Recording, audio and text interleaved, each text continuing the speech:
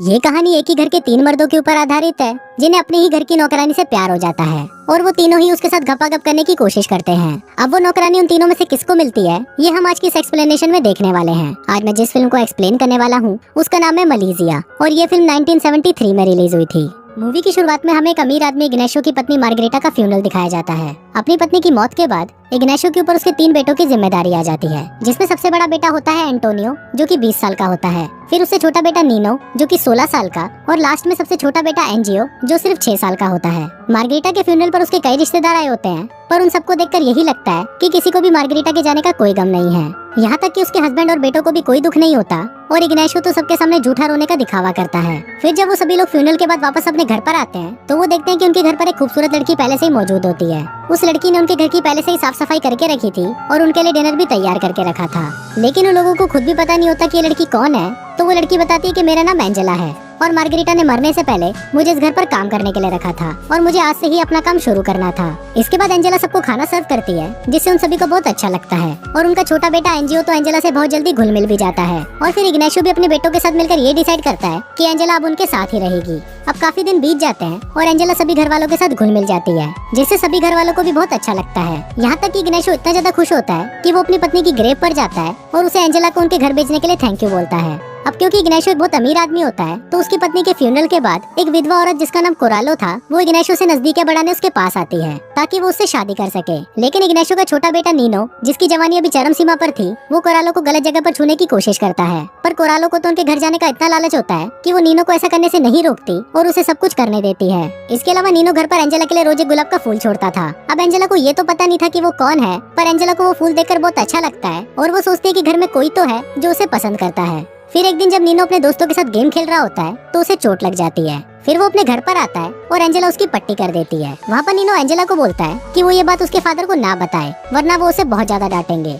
अगले दिन नीनो जब अपने दोस्त प्रसेलो के पास जाता है तो वो उसे ये चीज काफी बड़ा चढ़ा कर बताता है कि मैंने अपनी मेड को बिना कपड़ों के देखा। इस पर उसका दोस्त प्रसेलो से बोलता है कि अगर तुम मुझे अपनी मेड एंजेला को बिना कपड़ों के दिखाओगे तो उसके बदले मैं तुम्हें मेरी बहन को बिना कपड़ों के दिखाऊंगा। और वो ऐसा करता भी है, वो नीनो को अपनी बहन को बिना कपड़ों के दिखाता है। वहाँ घर पर एंजेला को भी पता चल जाता है कि उसके लिए रोज गुलाब नीनो छोड़ता है, पर उसे ये बात बहुत अच्छी लगती है और वो नीनो को भी कुछ बोलती नहीं है। अब जैसे जैसे दिन बीतने लगते हैं तो इग्नेशियो भी एंजेला की खूबसूरती की तरफ अट्रैक्ट होने लगता है और वो भी उसे छुप छुप कर देखने लगता है। दूसरी तरफ इग्नेशियो का बड़ा बेटा एंटोनियो भी मौका मिलने पर एंजेला को छेड़ता है, पर एंजेला को ये सब बिल्कुल भी अच्छा नहीं लगता और इसी तरह घर के तीनों मर्द एंजेला पर लट्टू हो जाते हैं और तीनों ही उसको पेलना चाहते हैं। अब एक दिन जब एंजेला अपने काम के लिए छुट्टी लेकर कहीं जा रही होती है तो इग्नेशियो को लगता है कि शायद वो अपने बॉयफ्रेंड से मिलने जा रही है, लेकिन एंजेला उसे बोलती है कि मेरा कोई भी बॉयफ्रेंड नहीं है और ये सुनते ही इग्नेशियो ठान लेता है कि वो एंजेला से ही शादी करेगा। फिर एक दिन जब एंटोनियो एंजेला को छेड़ रहा होता है तो नीनो वहाँ पर आकर उसको रोकता है और उससे लड़ने लगता है, पर नीनो एंटोनियो से छोटा होता है इसलिए वो पिट जाता है। फिर नीनो जब अपने कमरे में उदास बैठा होता है तो एंजेला उसे मनाने के लिए आती है।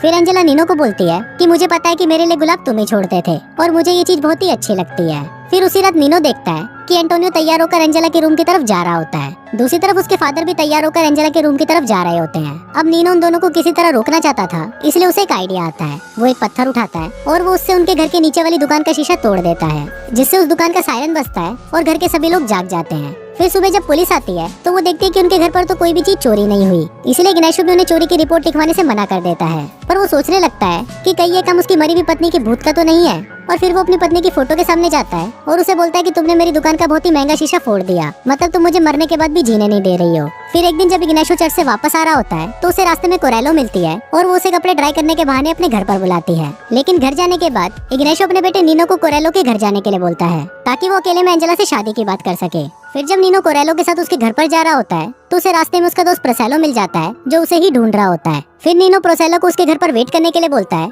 ताकि वो उसके फादर पर नजर रख सके। फिर जब नीनो कोरेलो के साथ उसके घर पर जाता है तो कोरेलो उसके साथ गपागप करने की कोशिश करती है, जिससे नीनो को भी काफी अच्छा लगता है। फिर जब नीनो वापस अपने घर पर आता है तो बाहर उसे प्रोसेलो मिलता है और वो उसे बताता है कि उसके फादर ने उसे डांटकर वहाँ से भगा दिया था। फिर जब नीनो घर के अंदर आता है तो उसे पता चलता है कि उसके फादर ने एंजेला को शादी के लिए प्रपोज कर लिया है और एंजेला ने भी हाँ कर दी है। पर इग्नेशियो के लिए अभी भी एक बहुत बड़ी प्रॉब्लम थी और वो थी उसकी माँ को शादी के लिए मनाना। इसलिए वो अगले दिन अपने पूरे परिवार को लेकर अपने गाँव अपनी माँ से मिलने जाता है और फिर जब वो अपनी माँ से शादी के बारे में बात करता है तो उसकी माँ उसे साफ इनकार कर देती है और उसे बोलती है कि तुम अपनी ही नौकरानी से शादी करना चाहते हो, तुम्हें शर्म नहीं आती।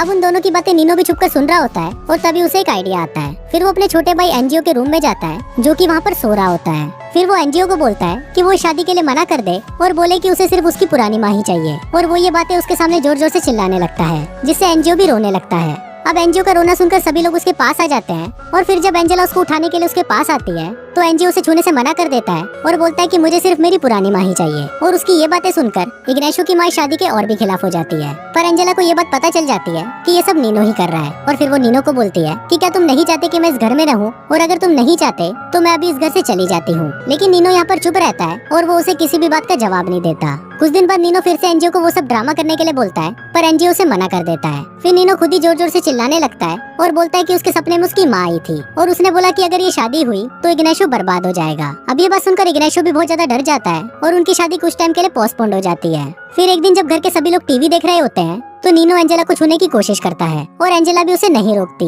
अब इससे नीनो की हिम्मत और ज्यादा बढ़ जाती है और वो रोज जाकर एंजेला को अलग अलग जगह पर छूने लगता है। दूसरी तरफ इग्नाशियो से भी रहा नहीं जा रहा था, इसलिए वो डिसाइड करता है कि इस बार वो अपने गाँव जाकर अपनी माँ को मना कर ही आएगा, और इसी के साथ वो अपने गांव के लिए निकल जाता है। फिर एंटोनियो को भी अपने दोस्तों के साथ एक पार्टी में जाना होता है, इसलिए वो भी आज रात को घर से बाहर चला जाता है। अब घर में सिर्फ 3 ही लोग बचते हैं, नीनो, एंजेला और उसका छोटा भाई एनजीओ। उसी रात शहर में काफी तेज तूफान आता है, जिससे उनके घर की लाइट चली जाती है। एंजेला को अंधेरे से बहुत डर लगता था, और इसका फायदा उठाते हुए नीनो उसको डराने लगता है। वो एंजेला को ब्लैकमेल करता है और उसे उसके सारे कपड़े उतारने के लिए बोलता है। अब एंजेला भी उसकी बात मान लेती है और वो दोनों साथ में घपाघप भी करते हैं। अगले दिन इग्नाशियो भी अपने गांव से वापस आ जाता है, क्योंकि उसकी माँ ने उसको शादी के लिए हाँ बोल दिया था। फिल्म के लास्ट सीन में हम देखते हैं कि इग्नाशियो एंजेला से शादी कर लेता है, और शादी के बाद वो अपने बेटों को एंजेला को किस करने के लिए बोलता है। इसके बाद जब किस करने की बारी नीनो की आती है तो वो एंजेला को देखकर मुस्कुराने लगता है, और यहाँ पर हमें पता चलता है कि नीनो और एंजेला का अफेयर अभी काफी लंबा चलने वाला है। और कुछ इसी तरह से ये फिल्म यहीं खत्म हो जाती है।